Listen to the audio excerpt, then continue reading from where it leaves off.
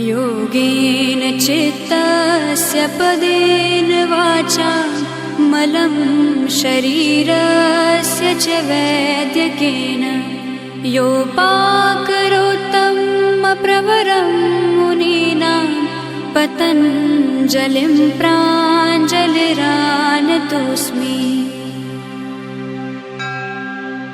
योगेन चित्तस्य पदेन वाचा मलं शरीरस्य च वैद्यकेन योपाकरोत्तं प्रवरं मुनीनां पतञ्जलिं प्राञ्जलिरानतोऽस्मि।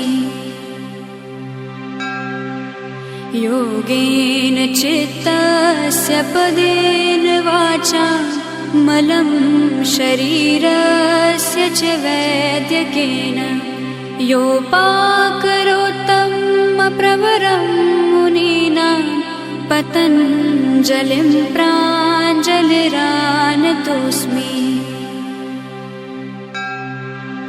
योगेन चित्तस्य पदेन वाचा मलं शरीरस्य च वैद्यकेन योपाकरोत्तं प्रवरं मुनीनां पतञ्जलिं प्राञ्जलिरानतोऽस्मि। योगेन चित्तस्य पदेन वाचा मलं शरीरस्य